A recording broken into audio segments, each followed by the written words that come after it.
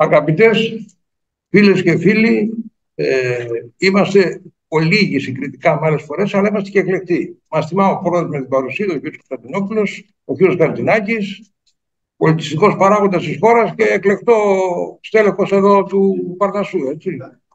Η Νατάσα, σύντροφός του και τραγουδίστρια Αθηνή, η κυρία Κουμιώτου, λογοτέχνης και καθηγήτρια, λοιπόν, και πολλοί άλλοι, ο κύριος Σουκάκος, στο όπισθεν μέρος της αιθούσης, και πολλοί άλλοι εκλεκτοί φίλοι.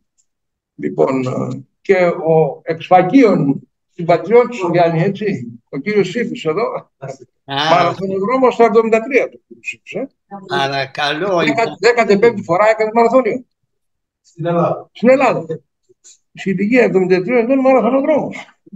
Μόνο γι' αυτό θέλει βραβείο. Λοιπόν, με χαρά λοιπόν, με χαρά και τιμή λοιπόν υποδεχόμαστε τον κύριο Πυριωτάκη στο Ελεύθερο Πανεπιστήμιο με μια αρκετά ενδιαφέρουσα ομιλία που είναι, ας πούμε, κοινωνιολογία της εκπαίδευσης, δεδομένου ότι ο κύριος Πυριωτάκης είναι ομότιμος καθηγητής του Πανεπιστημίου της Κρήτης και πρώην αντιπρίτενης βέβαια, και δίδασκε το αντικείμενο ακριβώς πάνω κάτω αυτό. Είναι επίτιμο μέλος δικό μας του Φιλολογικού Συλλόγου Παρνασσός, είναι μέλος της Εθνικής Εταιρείας, είναι λοιπόν μια με πολλές διαστάσεις πνευματική προσωπικότητα, αλλά και με κοινωνικά κριτήρια, με κριτήρια κοινωνικής ευαισθησίας. Επίσης, να πω και το προσωπικό το δικό μου, τον κ. Πυριωτάκης, για μένα είναι μια γέφυρα μνήμη με το Πανεπιστήμιο Κρήτης, όπου εθήτευσε ο Αγίος Καθηγητής επί 14 χρόνια. Αγαπητέ Πρόεδρε, και είναι μια θετική μνήμη, γιατί πάντα δεν έχουμε από τον ακαδημαϊκό χώρο θετικές μνήμες, έχουμε και άλλες οι οποίες δεν είναι. Ο κ. Πυριωτάκης, και μάλιστα να θυμάμαι καλά, Γιάννη, ήσουν εκείνος ο αντιπρίτανης, στον οποίο ορκίστηκα όταν εξελέγην επίκουρος καθηγητής. Λοιπόν, βεβαίως. Πολύ χαρά τα θυμάμαι αυτά τα χρόνια, και κυρίως όταν φέρνω στο νου μου ανθρώπους που είχαν ακαδημαϊκό ήθος και ήταν έντιμοι και σωστοί στις υποχρεώσεις τους, όπως ήταν ο κύριος Νικολόπουλος. Νομίζω δεν χρειάζεται να τα συστήσω εγώ. Ευχαριστώ Γιάννη για τα καλά σου λόγια. Και βεβαίως να θυμηθούμε τώρα και τον αείμνηστο πρίτανη την εποχή εκείνη, τον Γιώργο του Γραμματικάκη, ο οποίος μας άφησε δυστυχώς μερικές μέρες πριν και τελικά δεν κανονίσαμε να δώσει και μια διάλεξη εδώ. Εντάξει. Λοιπόν, επομένως τώρα θα ακούσουμε τον κύριο Πυριωτάκη με αυτό το ενδιαφέρον θέμα, το οποίο εμένα ως κοινωνιολόγο μου φαίνεται στο μυαλό κατευθείαν τον Μπουλιέ, η κληρονόμη, το περίφημο βιβλίο του. Ακριβώς.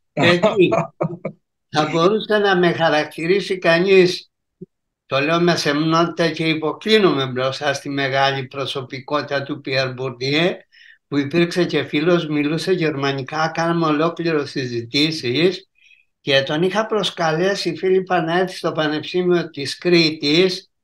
Μου υποσχέθηκε ότι θα το κάνει. Λέω, εκεί τότε θα συναντηθούμε, αλλά μετά έφυγε αυτός, οπότε αφού αυτός δεν μπορεί να έρθει, προτιμώ να μην συναντηθούμε παρά να πάω να τον βρω εγώ. Βέβαια ήρθε, θυμούμαι Γιάννη, είχε δώσει στο Γαλλικό Ινστιτούτο μια διάλεξη ο Μπουρντιέ, το θυμάμαι πολύ χαρακτηριστικά, και ήταν και ο Κωνσταντίνος Τσουκαλάς, ο καθηγητής κοινωνιολογίας εκεί, και πιάσαμε συζητήσεις κλπ. Ήταν απλός άνθρωπος ο Μπουρντιέ, ανοιχτός. Ναι. Και φυσικά, ας πούμε, γινόταν αποδεκτός από ριζοσπαστικό ακροατήριο, από ακροατήριο που δεν είναι συντηρητικό κατευθύνσεων. Λοιπόν, αυτά έτσι θυμήθηκα εγώ, καθώς το θέμα αυτό μπήκε προς συζήτηση. Ναι. Και από εδώ και μπρος τώρα έχουμε τον κύριο Πυριωτάκη, ο οποίος θα μας αναπτύξει το θέμα του, και μετά βέβαια να έχουμε κάποιο χρόνο να κάνουμε και καμιά συζήτηση, καμιά ερώτηση. Βεβαίως. Αυτό είναι, σε αυτά τα θέματα, αυτό που μετράει περισσότερο είναι η συζήτηση, αλλά η διάλεξη αυτή που θα κάνουμε με τη βοήθεια του PowerPoint θα μας βάλει απλώς στο θέμα και θα δώσει έναυσμα. Δεδομένου ότι έχει προγραμματιστεί ακόμα ένα μάθημα, μία διάλεξη, πώς να την πω, που θα γίνει κάπου Μάρτιο-Απρίλιο. Εκεί θα είναι διαζώσεις ο κ. Πυριωτάκης, μας υποσχέθηκε. Θα είναι διαζώσεις και εκεί θα μπορέσουμε να συζητήσουμε ακόμα περισσότερο, αλλά και από εδώ εγώ αισθάνομαι μια χαρά και σας ευχαριστώ πάρα πολύ για την υπόδοση. Βαθιά ευχαριστούμε. Λοιπόν, έχετε το λόγο. Ευχαριστώ πολύ, Φίλιππε. Κύριε Νικολοπούλου, θέλω πραγματικά να σε ευχαριστήσω γιατί μου δίνετε αυτό το βήμα στον αρχαιότερο σύλλογο της Ελλάδος, στο Φιλολογικό Σύλλογο Παρνασσός, ο οποίος για μένα ήταν πάντα κάτι σημαντικό. Ήταν ένα φως που ευχόμουν ειλικρινά, χωρίς καμία διάθεση κολακίας. Αυτά είναι σεβαστά πράγματα, δεν μπορούμε να λέμε υπερβολές ή πράγματα που δεν αρμόζουν. Σημασία έχει ότι ευχόμουν ειλικρινά να φωτίζει το δρόμο μου και είμαι πολύ συγκινημένος πάντα όταν μου δίνουν το λόγο από τον Παρνασσό. Το θέμα που θα σας αναπτύξω, όπως το βλέπετε ήδη αγαπητοί συνάδελφοι, φίλοι, και θα είναι η εκπαιδευτική ανισότητα. Θα έχει κέντρο της ομιλίας μου, θα είναι η έρευνα στην Ελλάδα. Θα αναφερθώ περισσότερο σε δικές μου έρευνες και θα μου επιτρέψετε, δεν ξέρω αν συνηθίζετε στα πλαίσια του Ελεύθερου Πανεπιστημίου, αλλά εγώ αισθάνομαι την ανάγκη να το κάνω πραγματικά αυτό, να αφιερώσω αυτή την διάλεξη μου σήμερα, και μου το επιτρέπετε κύριε Πρόεδρε, αγαπητοί φίλοι, στον παρατρίχα συμμαθητή μου Μανώλη Χατζηνάκη. Γιατί γνωρίζω τις ευαισθησίες του, γνωρίζω ότι τα θέματα που θα θίξουμε εδώ στη συνάντησή μας αυτή τον ακουμπούν πάρα πολύ, είναι κομμάτι του εαυτού του, γι' αυτά μόχθησε και γι' αυτά έχει τη μεγάλη έγνοια. Μανώλη, πραγματικά σε θυμάμαι, εμείς ήμασταν με τον Μανώλη παραλίγο συμμαθητές, δηλαδή εκείνος ήταν μια τάξη πιο νωρίς από μένα, αλλά ξέρετε οι μικρότεροι θυμούνται τους μεγαλύτερους και κυρίως αυτούς που φαίνονται να ξεχωρίζουν μέσα στην τάξη. Και ο Χατζηνάκης ήταν ένας από αυτούς. Ξεχώριζε τόσο για τις επιδόσεις του στα μαθήματα, αλλά κυρίως για το ήθος και για την ανθρωπιά τους, και λέγαν όλοι το καλό παιδί. Το καλό παιδί λοιπόν, στο καλό παιδί λοιπόν αυτό, με τις κοινωνικές και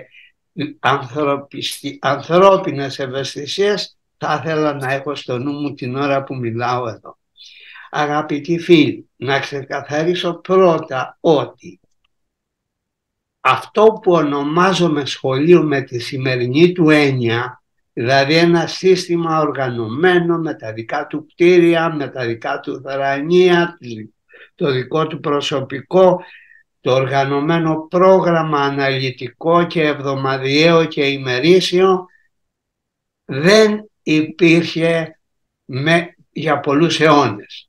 Αυτό το σχολείο είναι ένας πολιτιστικός θεσμός, με την έννοια ότι η εξέλιξη του πολιτισμού τον κατέστησε αναγκαίο και δεν μετράει περισσότερο από 2-3 αιώνες ζωή. Συμπίπτει με την έναρξη της βιομηχανικής επανάστασης και βεβαίως την ίδια περίπου εποχή να αρχίζει να εμφανίζεται το έθνος κράτος, η πολιτική οργάνωση, δηλαδή σύμφωνα με την οποία κάθε έθνος οργανώνεται σε δικό του κράτος. Πιο μπροστά είχαμε την πολυκράτος στην αρχαία Ελλάδα, είχαμε άλλα συστήματα, αυτοκρατορίες κτλ. Αλλά έθνος κράτος αρχίζει να εμφανίζεται πριν 200-300 χρόνια και εκεί καθίσταται αναγκαίο το κράτος, στο έθνος κράτος να ιδρυθεί το σχολείο. Για ποιο λόγο, τι σκοπούς έχει να υπηρετήσει, τους βλέπουμε εδώ. Πρώτα τη φύλαξη και την προστασία των παιδιών. Η μητέρα βγαίνει στην εργασία και τα παιδιά δεν μπορεί να περιφέρονται στους δρόμους. Πρέπει να υπάρξει ένα οργανωμένο, προστατευμένο περιβάλλον για να έχει την επίβλεψη των παιδιών. Επίσης, με τη βιομηχανική επανάσταση δεν μπορεί πλέον να προχωρήσει το σύστημα από τον παππού στον εγγονό και από τη γιαγιά στην εγγονή το θέμα της μάθησης.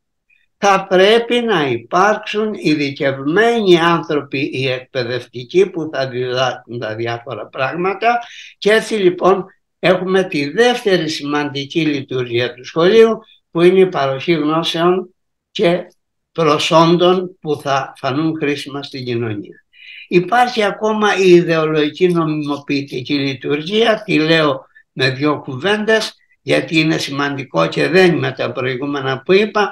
Για να υπάρξει δηλαδή το κράτος, θα πρέπει να υπάρξει ένας ιδεολογικός μηχανισμός, ο οποίος τι θα κάνει? Θα επεξεργαστεί τους θρύλους, τις παραδόσεις, τους μύθους, τις γνώσεις, τους πολέμους και τα δεινά που πέρασε αυτός ο λαός για να οργανωθεί σε κράτος. Και έτσι θα επέλθει ένα σύνολο με συνοχή μεταξύ τους.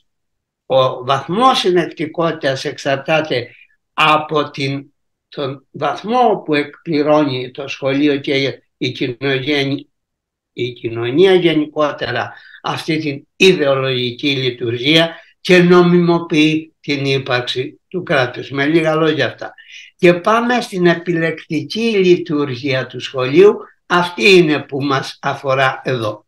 Κύριοι συνάδελφοι, το σχολείο δεν περιορίζεται μόνο στην μετάδοση γνώσεων, στην παροχή προσόντων.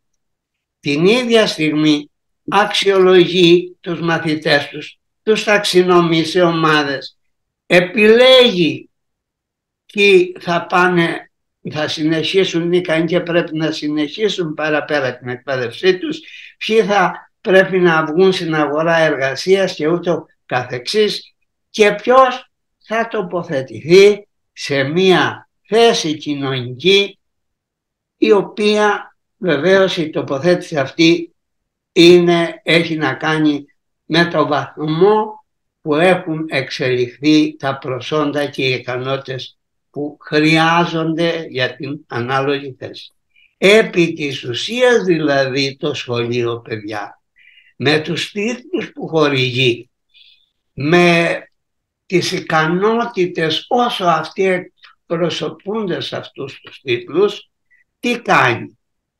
Προσφέρει δύναμη, κοινωνική θέση, εξουσία και κύρος. Αυτό είναι το σχολείο, όσο και αν υποτιμάται κατά καιρούς.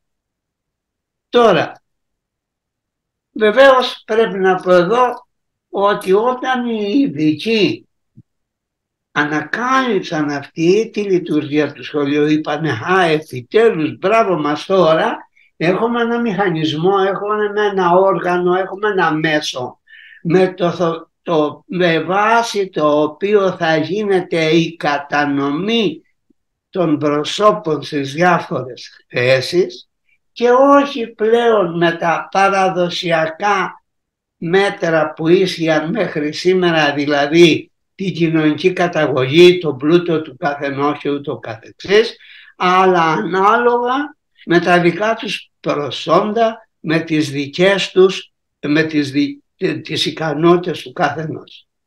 Λέω στα πεταχτά μόνο ότι στην πορεία διαψεύστηκαν, διότι απεδείχθη ότι και μέσω του σχολείου ανέρχονται στα ανώτερα κοινωνικά στρώματα όλοι εκείνοι που είχαν το πλεονέκτημα αυτό και πριν από το σχολείο. Θα επανέλθω όμως σε αυτό και θα το κατανοήσουμε καλύτερα. Να πω λοιπόν, έτσι προέκυψε εδώ, αφού υπήρχε αυτή η ανισότητα, το αίτημα για ισότητα ευκαιριών στην εκπαίδευση.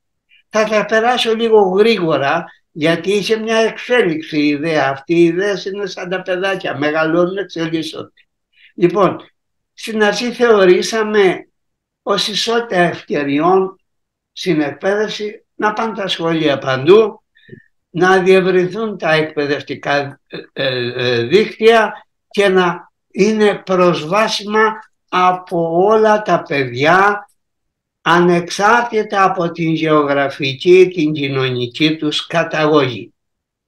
Ύστερα είπαμε να μην διδάσκεται ο ένας τα ακριβά, τα πολύτιμα μαθήματα και άλλος τα ευτελεί, άρα το μορφωτικό αγαθό να είναι σε όλους το ίδιο, και έτσι εκπονήθηκαν τα γνωστά στους εκπαιδευτικούς αναλυτικά προγράμματα για κάθε κατηγορία σχολείου, που λέει τι θα διδαχθεί κάθε τάξη και σε όλα τα παιδιά. στην Ελλάδα προέκυψε κυρίως η ανάγκη για υλικοτεχνική υποδομή στην κυβέρνηση Βενιζέλου Παπανδρέου 29-30, και εκεί είχαμε το μεγαλύτερο αριθμό σχολικών αιθουσών που είχε μέχρι εκείνη τη στιγμή ανεγερθεί στον ελληνικό χώρο. Αυτά έτσι ένα γρήγορο πέρασμα, τι θεωρήσαμε στην αρχή ισότητα ευκαιριών. Και σωστά το θεωρήσαμε. Όμως αποδείχτηκε στην πράξη, αγαπητοί φίλοι, ότι όλα αυτά ήταν οι προϋποθέσεις που αναμένεται ή ενδέχεται να οδηγήσουν στην ισότητα ευκαιριών. Και δεν έχουν σημασία τόσο οι προϋποθέσεις, αλλά τα αποτελέσματα που προκύπτουν κάθε φορά από την εφαρμογή αυτών των προϋποθέσεων.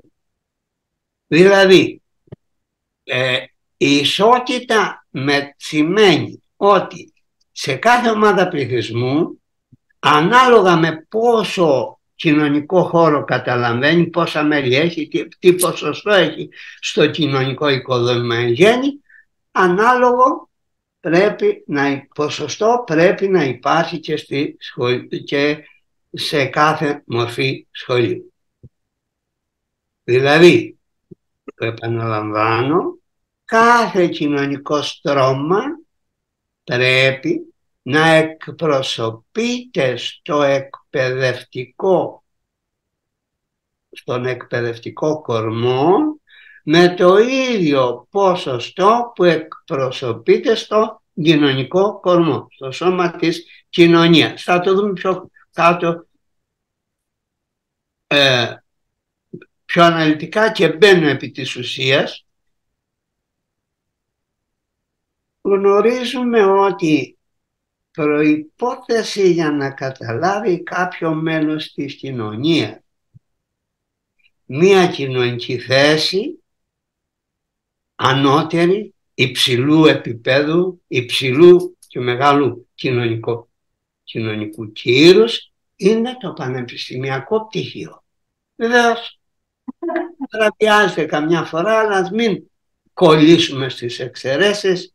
Ο κανόνας ξεκίνησε να είναι έτσι και σήμερα οι προσδοκίες του κόσμου αυτές είναι. Τι έχει σπουδάσει αυτός, τι μόρφωση έχει, θα το ακούσουμε πολλές, πάντα σχεδόν, όταν ακούσουμε ότι ο τάδε πήγε σε αυτή τη θέση.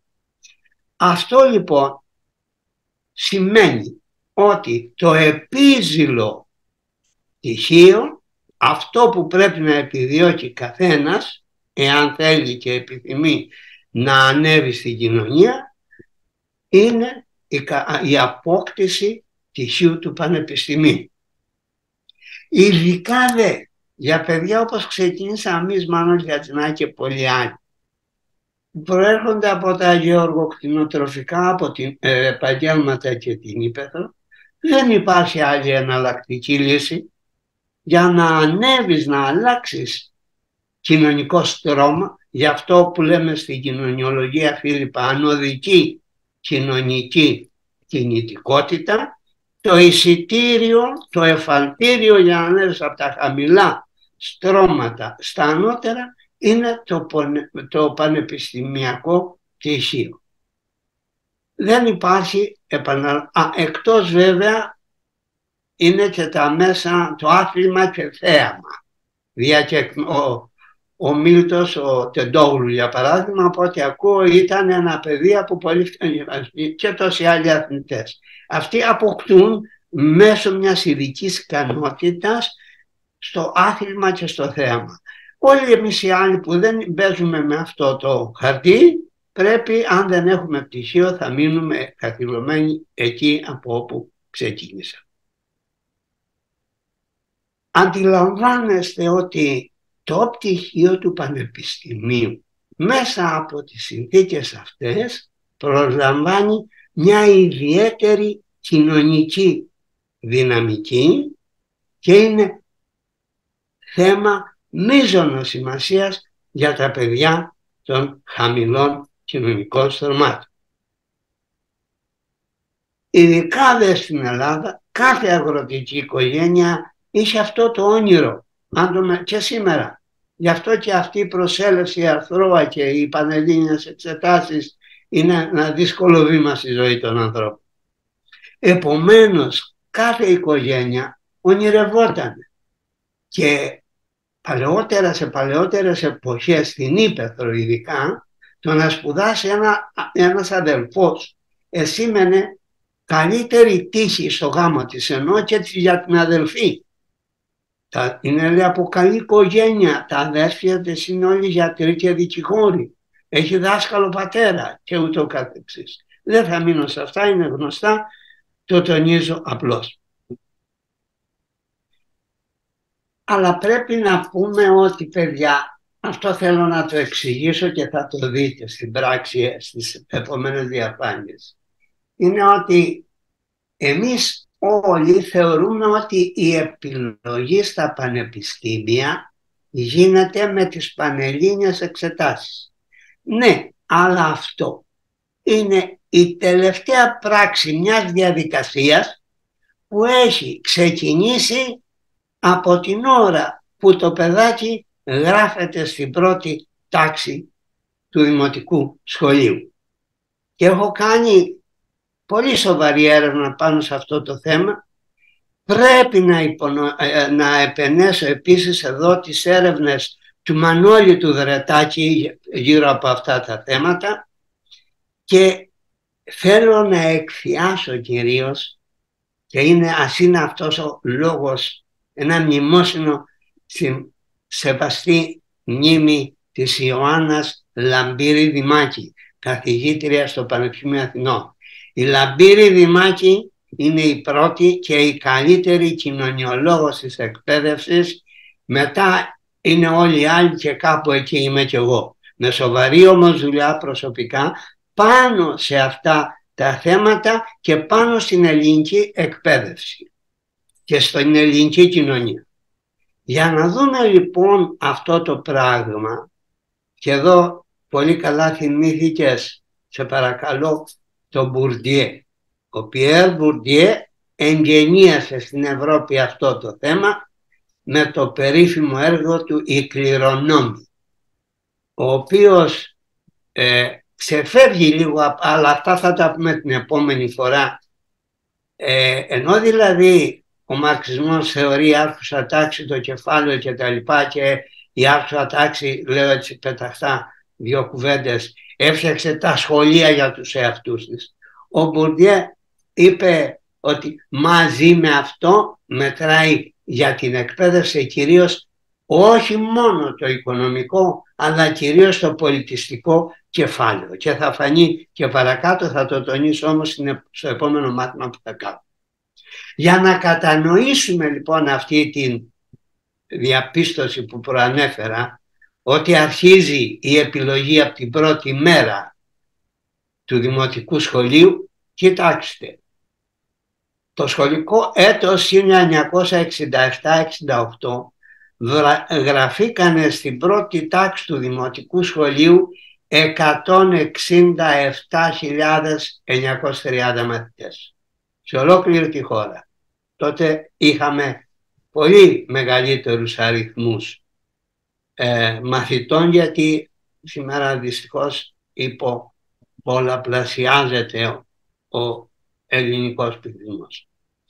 Από αυτούς λοιπόν όλους τους 167.930, ας πούμε 168.000 μαθητές που γραφτήκαν εκείνη τη χρονιά 67-68 στο δημοτικό σχολείο, τελείωσαν το ηλίκιο 69.094, και αυτοί οι 69.000 από τις 168 δώσανε πανελλήνιες εξετάσεις. Οι άλλοι που πήγανε, και δεν ήταν λίγοι, ήταν μια μεγάλη πλειοψηφία μάλιστα, 99 περίπου χιλιάδες, να τα στρογγυλέψουμε τα νούμερα, τους χάσαμε.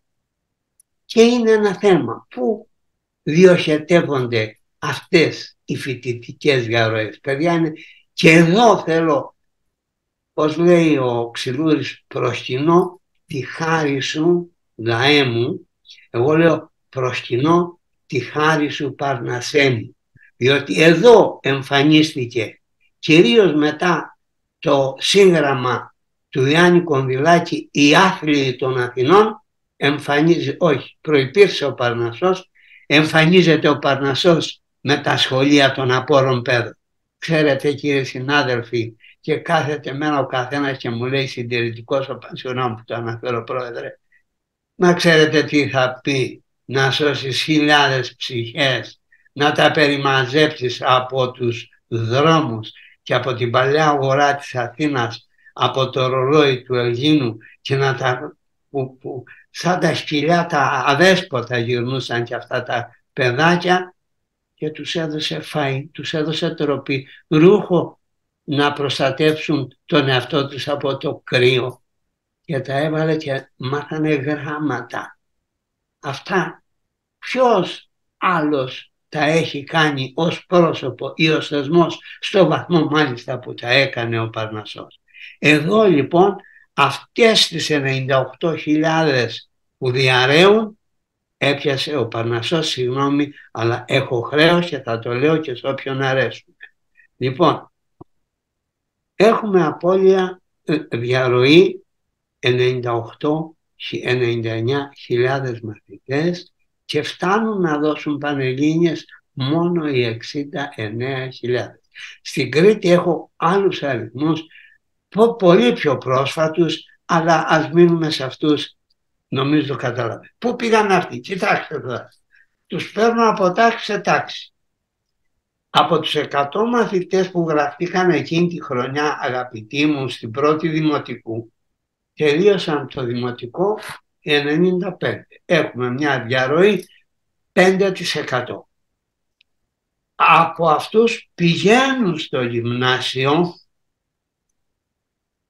66. Μας λείπει το 29% αυτών που τελείωσαν το δημοτικό σχολείο. Γράφονται αυτοί στο γυμνάσιο 66, αλλά από αυτούς τελειώνουν την τρίτη γυμνασίου για να μπουν στο λύκειο οι 54. Δεν θυμάμαι τώρα αυτή τη στιγμή, πρέπει να το ψάξω και θα σας πω την επόμενη φορά, αν το έτος εκείνο το λύκειο ήταν υποχρεωτικής ή προαιρετικής ναι, καλά το λέω, εάν ήταν άνευ εξετάσεων ή ήταν με εισαγωγικές εξετάσεις στο λύκειο τότε. Πάντως, από τους 57 που τελείωσαν την τρίτη γυμνασίου, πάνε στο λύκειο οι 54. Και από τους 54% τελειώνουν το λύκειο το 44, οι 44 έχουμε και εδώ απώλεια 10%. Και από τις 44 πήραν μέρος στις πανελλήνιες, πώς τις λέγανε εκείνη τη χρονιά, εξετάσεις, μπήκαν στα E12. Άρα εδώ το σύνολο της μαθητικής διαρροής, συναθιζόμενων και των προηγούμενων ποσοστό που ανέφερα, ανέρχεται στο 88 παρακαλώ της 100, και μόνο το 12 μπαίνει στο πανεπιστήμιο. Γι' αυτό όταν με κάλεσε κάποτε ο Αρσένης, μια μεγάλη μου κάνει την τιμή να με καλέσει σε μια άτυπη συμβουλευτική επιτροπή για την παιδεία με Τσουκαλά, Δημήτρη Τσάτσο, Αρβελέρ και άλλους, μου λέει κάποια στιγμή, εγώ δεν έπαιρνα το λόγο γιατί με έκαιγαν αυτά που σας λέω εδώ. Μου λέει, Πυριωτάκη, δεν μίλησατε. Κύριε Πυριωτάκη, δεν μιλήσατε καθόλου. Κύριε Υπουργέ, αυτά δεν με ενδιαφέρει. Αυτά που συζητάτε εσείς πώς θα γίνουν εξετάσεις για το πανεπιστήμιο δεν με ενδιαφέρουν, να σας πω. Με το ένα σύστημα ή με το άλλο οι ίδιοι θα μπουν. Και άμα μπουν είναι υποχρεωμένοι να φύγουν, εμένα με ενδιαφέρει ότι περίπου 85 με 90% χαθήκανε στον δρόμο. Τι θα τα κάνουμε αυτά τα παιδιά? Αυτά ποιος θα τα δει? Ποιος θα τα κοιτάξει? Κάνανε μια βλακεία τα χρόνια που ήταν παιδιά. Αν ήταν δική τους ή άλλη βλακεία δεν το γνωρίζω. Θα την πληρώσουν σε όλη τους τη ζωή? Δεν θα τους δώσει η πολιτεία μια δεύτερη ευκαιρία? Αύριο πρέπει να βγάλουν δίπλωμα. Σύμφωνα με τις αξίες και τις απαιτήσεις της ελληνικής πολιτείας. Για να βγάλει δίπλωμα κάποιος, κύριε Υπουργέ, πρέπει να έχει αποδεικτικό ότι τέλειωσε από την υποχρεωτική εκπαίδευση. Αυτά μεγάλη αριθμή του λέω.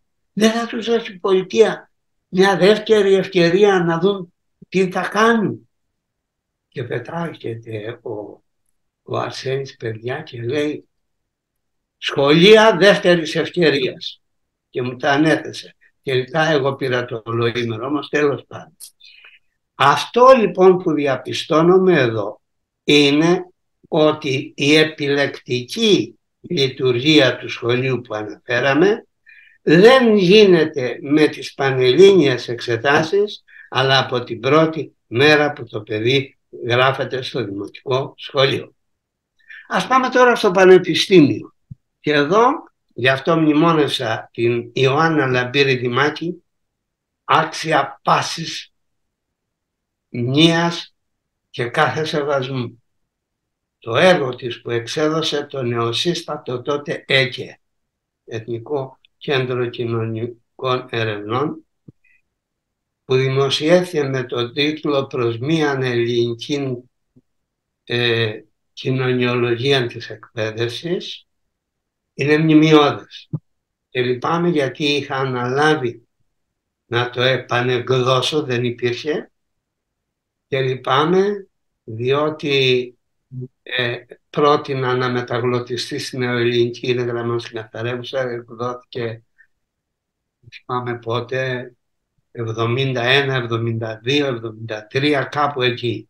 Αλλά η έρευνα είναι προγενέστερη. Λοιπόν, καθυστερώ. Κοιτάξτε, η Ιωάννα Λαμπύρη Δημάκη παίρνει τις εισαγωγικές εξετάσεις του ακαδημαϊκού απολυτηρίου που είχε τότε καθιερωθεί.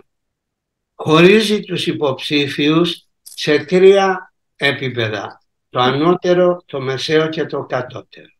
Και βλέπουμε από το ανώτερο κοινωνικό στρώμα πέρασαν από τους 1000 αγόρια 887. Από τα 1000 κορίτσια, την οριζόντια γραμμή βλέπετε, 480 κορίτσια. Στο μεσαίο η συμμετοχή είναι πολύ μικρότερη, 324 και 168. Φαίνεται ο πίνακας, Φίλιππα? Μ' ακούτε, Φίλιππα, φαίνεται ο πίνακας? Όχι, φαίνεται, ναι, το βλέπουμε πολύ καλά. Ναι, ωραία.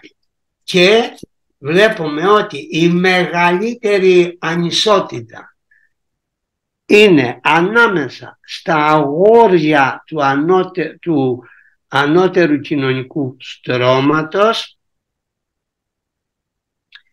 εδώ που είναι 887, και στα κορίτσια του κατώτερου κοινωνικού στρώματος, που από τα 1000 κορίτσια περνούν τα 125, ενώ από τα 1000 αγόρια τα 887. Τεράστια η διαφορά. Αν μάλιστα τώρα εδώ βάλουμε και τον παράγοντα τόπος κατοικίας, τότε η διαφορά διευρύνεται και γίνεται η μεγαλύτερη διαφορά υπάρχει. Η μεγαλύτερη, να χρησιμοποιήσουμε τον επιστημονικό όρο, η μεγαλύτερη εκπαιδευτική ανισότητα υπάρχει ανάμεσα στα αγόρια του ανώτερου κοινωνικού στρώματος, που είναι 926, και στα κορίτσια της υπαίθρου από το κατώτερο κοινωνικό στρώμα. 926 περνούν από τα αγόρια και μόνο 45 κορίτσια περνούν από το κατώτερο κοινωνικό στρώμα που κάθονται στην επαρχία, στην Ήπεθρο. Αυτά λοιπόν Και ας δούμε τώρα αυτά τα αποτελέσματα με δικές μου έρευνες πιο κοντά. Για να μελετήσουμε λίγο την ανισότητα και τίνω προς το τέλος, θα το εξετάσουμε από δύο απόψεις. Η ανισότητα μεταξύ ανδρών και γυναικών και η ανισότητα στην Ελλάδα άμεσα στα κοινωνικά στρώματα, κάτι ανάλογο με αυτό που μας είπε εδώ η Ιωάννα Λαμπύρη Δημάκη, η πρώτη που ερεύνησε το θέμα. Αγαπητοί φίλοι, πρέπει να πω ότι είμαι περήφανος, διότι η εκπαιδευτική κατάσταση στην Ελλάδα ανάμεσα στους άνδρες και τις γυναίκες ίσως δεν υπάρχει σε καμιά άλλη ευρωπαϊκή εννοώ χώρα. Κοιτάξτε όμως, εδώ φαίνονται ολοκάθαρα τα αποτελέσματα της εκπαιδευτικής μεταρρύθμισης Παπανδρέου Παπανούτσου που έγινε το 1964. Το 1961 με αυτή την απογραφή το 1961 πέρασαν ο φοιτητικός πληθυσμός, να το διατυπώσω διαφορετικά, συναποτελούνταν από αγόρια και κορίτσια. Με αγόρια 74-75% και κορίτσια 25%. Από το σύνολο των φοιτητών, το 1/4 ήταν μόνο γυναίκες. Και μάλιστα ο Πάντης ο Δημάκης, παλαιός πρόεδρος της Παντίου Ανωτάτης Σχολής, τότε μου έλεγε, κύριε Πυριωτάκη, εμείς στη νομική σχολή όταν πήγαινα εγώ, είχαμε πολύ λίγα παιδιά στη νομική. Ήταν 5-6 κορίτσια που καθόταν πάνω ψηλά σε μια γωνία του αμφιθεάτρου και που εμείς οι άρενες υπερηφάνως το ονομάζαμε ο Παρθενών εκεί επάνω. Λοιπόν, το 1/4, το 70-71 έχει μεσολαβήσει ήδη η μεταρρύθμιση που προανέφερα 64-65 και από 25,4 πάει στο 31, τόσο η συμμετοχή των κοριτσιών. Γιατί ξέρετε, δεν πάει μια μέρα στην άλλη. Είναι και θέμα νοοτροπίας. Μεγάλη σημασία έχει αυτό το ζήτημα. Έχουμε μια σταδιακή άνοδο δύο παραγόντων. Του συνόλου των φοιτητών που από 28.000, αυτά είναι τα επίσημα στοιχεία της ΕΛΣΤΑ, της Ελληνικής Στατιστικής. Εξέδιδε μέχρι το 81, αν θυμάμαι καλά, τη στατιστική της εκπαιδεύσεως και εκεί ταξινομούσε τους επιτυχόντες στα πανεπιστήμια με βάση το επάγγελμα του πατέρα. Και αυτό ήταν μεγάλη διευκόλυνση και βοήθεια για ανθρώπους που κάναν την έρευνα αυτή που κάνω κι εγώ. Παρατηρήστε παρακαλώ ότι από το 94-95 γίνεται μια αντιστροφή της πραγματικότητας, κύριε συνάδελφοι. Επανάσταση. Τα κορίτσια έχουν τη μεγάλη πλειοψηφία, 54,8-55%. Βλέπετε. Ταυτόχρονα όμως αυτό συμβαίνει με αύξηση του γενικού αριθμού των εισακτέων. Βλέπετε δίπλα ότι στο σύνολο των φοιτητών είναι 85.000, ενώ το 61 ήταν 28.000. Μεγάλη η αύξηση και από εκεί και πέρα μπορεί να παρουσιάζουν κάποια σκαμπανεβάσματα αυτοί οι αριθμοί, όπως είδατε. Να πω ότι το τελευταίο έτος που έχω εγώ, είχα τότε, δεν μπορούσα άλλο, τώρα μπορεί να υπάρχει, αλλά έχω επιδοθεί σε άλλα πράγματα, ήταν 55,3% οι γυναίκες και 44,7% οι άνδρες για τα πανεπιστήμια.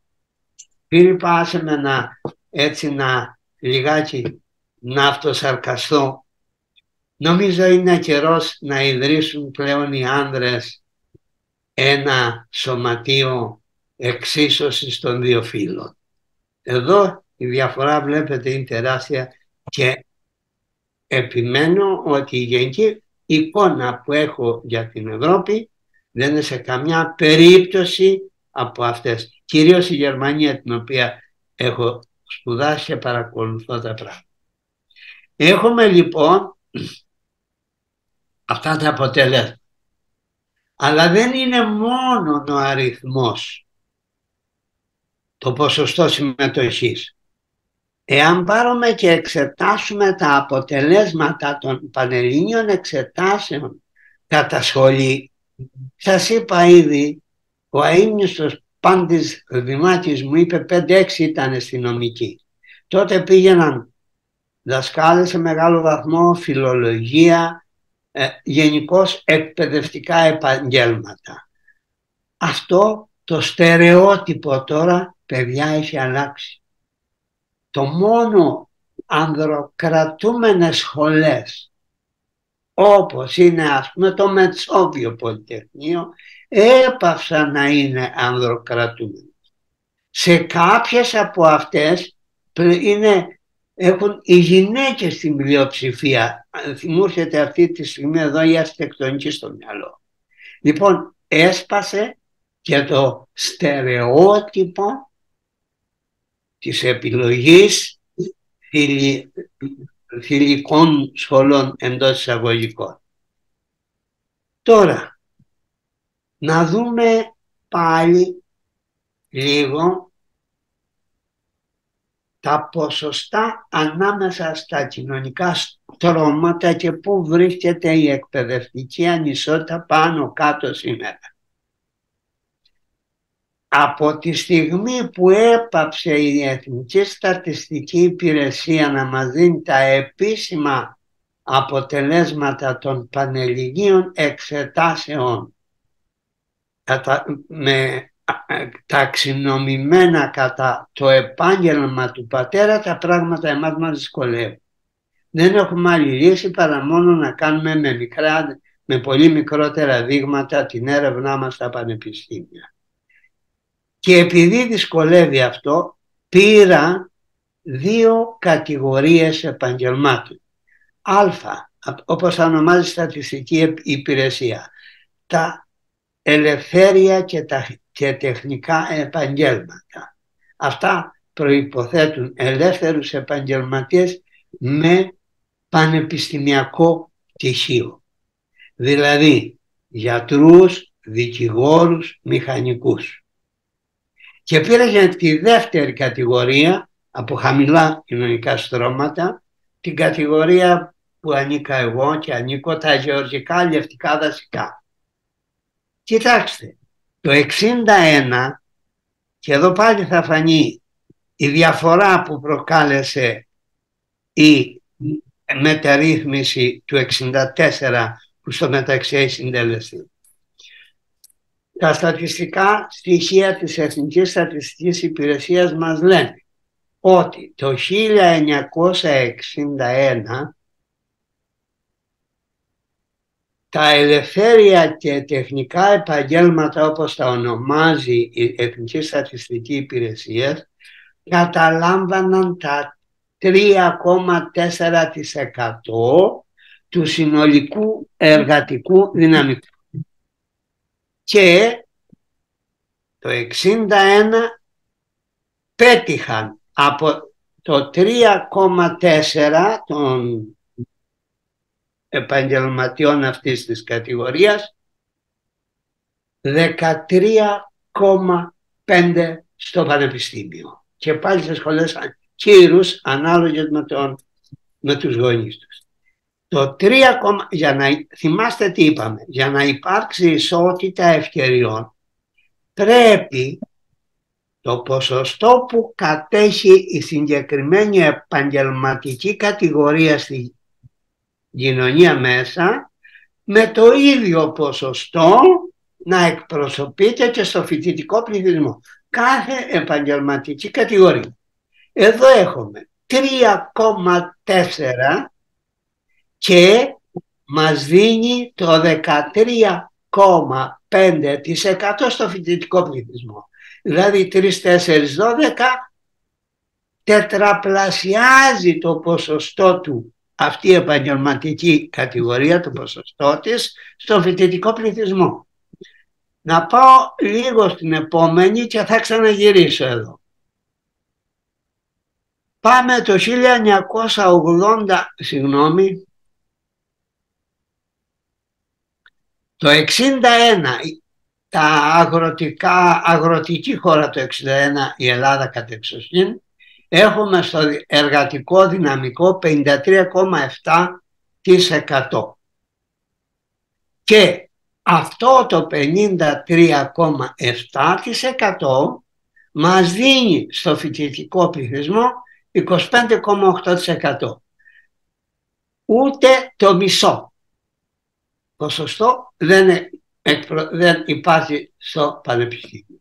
Η μία το πολλαπλασιάζει, η άλλη κατηγορία το υποπολαπλασιάζει και δεν δίνει ούτε το μισό. Σας κουράζω με αυτά, αλλά θα δούμε πάλι εδώ, ξαναγυρνάω πίσω στα ελευθέρια τεχνικά επαγγέλματα, το 81 δεν είναι πια μόνο 3,4%, είναι 9,6%, κοντά στο 10%.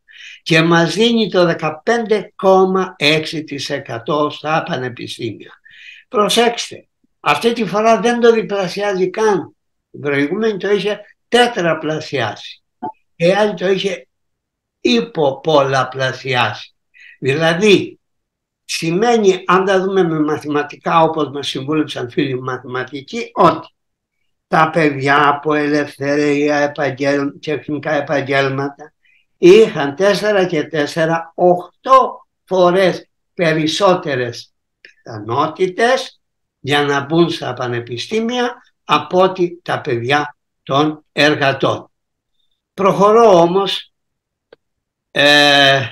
για να πω ότι καταρχάς σε όλες τις χώρες του κόσμου όπου έχουν γίνει έρευνες αυτού του είδους, η διαφορά αυτή υπάρχει και μάλιστα πολύ μεγαλύτερη. Και ο κανόνας αυτός της εκπαιδευτικής ανισότητας είναι απαραβίαστο, υπάρχει παντού. Είναι καθολικός, ισχύει παντού ο κανόνας και γι' αυτό έχει ονομαστεί ο σιδηρούς κανόν της εκπαιδευτικής ανισότητας.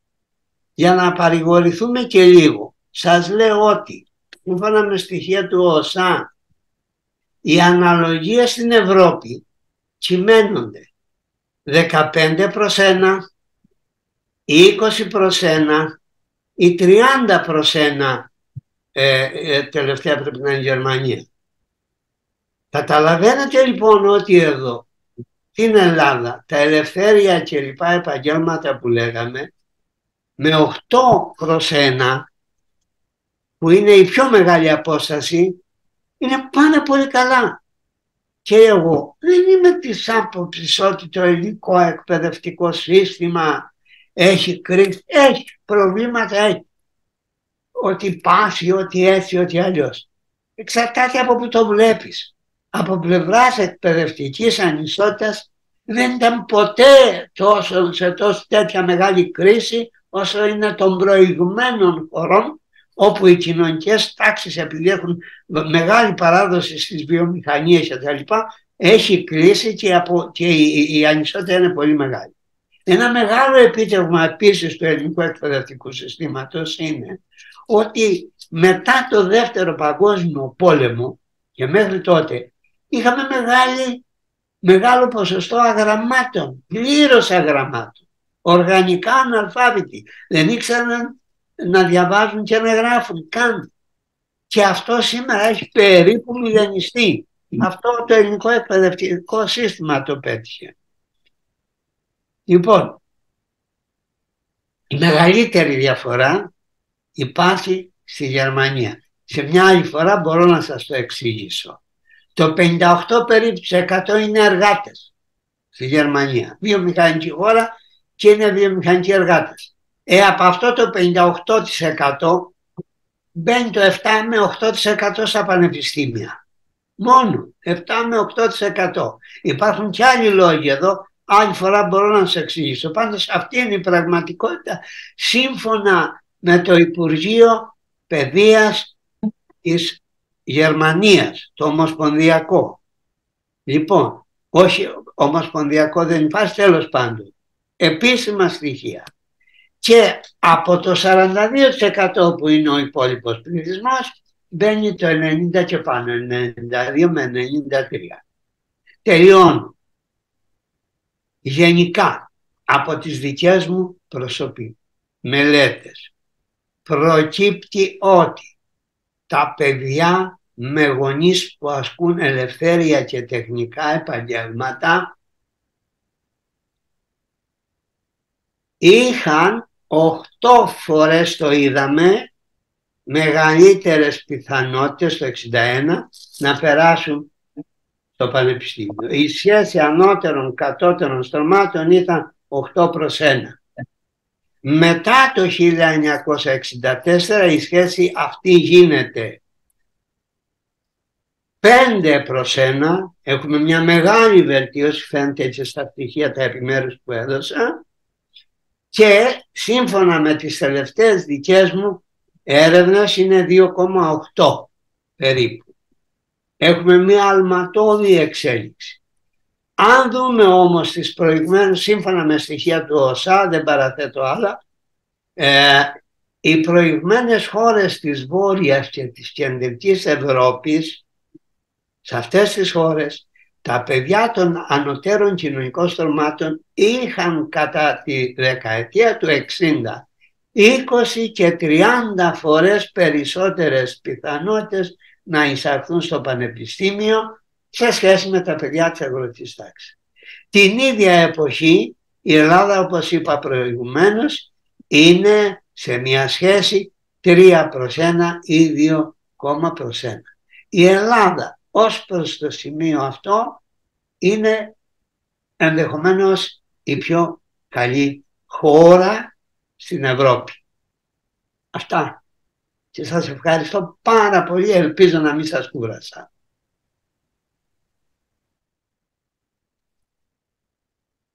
Ευχαριστώ. Ευχαριστούμε τον κύριο Πιλιοτάκη, ο οποίος και με στοιχεία στατιστικά μας απέδειξε μία ανωτερότητα από πλευράς ισότητας ευκαιριών στην εκπαίδευση της Ελλάδος σε σχέση με προηγούμενες βόρειες και κεντροευρωπαϊκές χώρες. Το θέμα είναι πολύ σημαντικό, διότι, κύριε Πιλιοτάκη, ξέρετε, υπάρχουν στην Ελλάδα διάφορες εικόνες και αντιλήψεις και, ας το πούμε, εντυπώσεις ότι η Ελλάδα υστερεί πάντα. Εδώ βλέπουμε όμως ότι υπάρχει μία ανωτερότητα. Ωστόσο, βέβαια, εδώ μπορεί να μπουν πολλά ερωτήματα κοινωνιολογικά. Μην τυχόν σε αυτό τίθεται το ζήτημα της δομής, το είπατε σε κάποια αποστροφή του λόγου σας, της κοινωνίας της συγκεκριμένης Βόρειας Κεντρικής Ευρώπης. Όταν η βιομηχανική κοινωνία ή στις Ηνωμένες Πολιτείες, τα ενάβσματα, τα κίνητρα, τα κριτήρια των νέων ανθρώπων είναι διαφορετικά από ό,τι στην Ελλάδα. Στην Αμερική προηγείται το χρήμα, η δυνατότητα του να εξοικονομείς χρήματα παρά να έχεις μια ιδιαίτερη μόρφωση.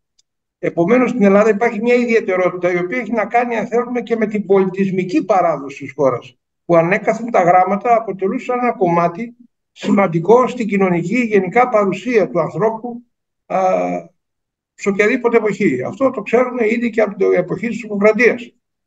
Πράγμα που δεν υπήρχε αντιστοίχως σε άλλες χώρες που έδιναν προτεραιότητα σε πράγματα τα οποία ήταν πιο εμπειρικά, πιο εφελμιστικά θα έλεγα, και ιδιαίτερα στις ΗΠΑ το πράγμα έχει πάρει και μεγάλες διαστάσεις. Η δική μου εμπειρία στις ΗΠΑ είναι ότι υπάρχουν άνθρωποι που τελειώνουν το high school, ουσιαστικά είναι αγράμματοι, είναι αμόρφωτοι. Δεν ξέρουν την αμερικάνικη ιστορία, τη δική τους ιστορία της χώρας. Δεν τους ενδιαφέρει. και δεν ενδιαφέρει και το εκπαιδευτικό σύστημα και την ηγεσία της χώρας, μου φαίνεται αυτό. Στην Αμερική δίνουν πιο πολύ προτεραιότητα στην εξειδίκευση μετά το πρώτο πτυχίο και ιδίως και μετά το μάστερ, δηλαδή εκείνοι που θα κάνουν διδακτορικό. Εκεί βέβαια είναι μια μικρή πλειοψηφία η οποία προχωράει. Θέλω να πω και θέλω και τη γνώμη του ατόμου, ότι έχουμε αυτά τα δομικά χαρακτηριστικά διαφορετικά ανάμεσα στις ευρωπαϊκές βιομηχανικές κοινωνίες και τις ΗΠΑ και της Ελλάδος, που μας δίνουν αυτά τα αποτελέσματα. Δηλαδή, θέλω να πω, ήταν η εκπαιδευτική μεταρρύθμιση βεβαίως του Γεωργίου Παπανδρέου και του Παπανούσου, σημαντική, αλλά μην τυχόν και αυτή η συνεχής πολιτισμική παράδοση της χώρας, με τα ειδικά χαρακτηριστικά, τα οποία ξεκινάνε, αν θέλετε, από την εποχή των Ρωμαίων, όταν κατέξαν την Ελλάδα. Ότι οι μεν Ρωμαίοι κατέξαν τα όπλα και οι Έλληνες μας κατέξαν με το πνεύμα και τον πολιτισμό τους. Αυτό είναι και το ερώτημά μου. Πάντα με ευχαριστίες για τα στοιχεία που παρουσιάσατε και την όλη προβληματική που θέσατε. Ναι, βεβαίως. Το υπενήχθηκα, όπως είδες και εσύ. Είναι ένα άλλο θέμα αυτό, άλλο δεν είναι, αλλά δεν μπορούσα να τα παρουσιάσω όλα αυτά μαζί. Το γιατί υπάρχει αυτή η ζήτηση για ανώτατη εκπαίδευση, για μόρφωση και για γράμματα είναι ένα θέμα αφεαυτού, γιατί υπάρχει σε μεγάλο βαθμό στην Ελλάδα και πολύ λιγότερο σε άλλες ευρωπαϊκές χώρες. Είναι και ο φίλος μας ο Μιχάλης ο Κασοτάκης έχει κάνει μια μελέτη πάνω σε αυτό και είναι αυτό που πρόσθεσε και ο φίλος μας ο αείμνηστος Πιέρ Μπουρντιέ, που μίλησε για πολιτισμικό κεφάλαιο. Όλα αυτά εννοούσε. Σαφώς είναι ένας παράγων που δεν μπορεί να αγνοηθεί. Όμως όταν συγκρίνω μέσα στη χώρα τα ποσοστά πριν και μετά τον Γεώργιο Παπανδρέου, μιλούμε για την ίδια χώρα, Φίλιππα, που ήταν οι ίδιες αξίες και τα ίδια ενδιαφέροντα και ενδεχομένως πιο έντονα τότε, γιατί υπήρχε πιο μεγάλη φτώχεια και είχαν πιο πολύ ανάγκη, το ετώνησα. Για να ανέβεις και να αποκτήσεις κοινωνικό στάτους στην Ελλάδα ως παιδί των χαμηλών εισοδηματικών, να το πω έτσι, στρωμάτων, δεν είχε άλλο τρόπο παρά μόνο να πάρεις πτυχίο πανεπιστημίου, το οποίο ανέβαζε και το κοινωνικό στάτους της οικογένειας γενικότερα. Συμφωνώ, έχεις απόλυτο δίκιο και εύχομαι να διατηρηθεί αυτό, γιατί τώρα κάνω δική μου ερμηνεία. Αυτή η αμερικανική κουλτούρα, όπου ο Αμερικάνος εκτιμά τις σπουδές του, Αμερικάνος το έχει γράψει αυτό που θα πω, όχι ανάλογα με τη μόρφωση και την κουλτούρα και την καλλιέργεια που του προσφέρουν, αλλά ανάλογα με το χρήμα που του προσπορίζουν. Και υπάρχουν και ειδικές μελέτες. Ο δικός μας, ο Γεώργιος Ψαχαρόπουλος, 2-3 δεκαετίες παλαιότερα, ως εκπρόσωπος της Γενικής Τράπεζας, κάνει τέτοιες μελέτες, έχει γράψει για την οικονομική αξία της εκπαιδεύσεως για το άτομο και ποιες σπουδές είναι πιο...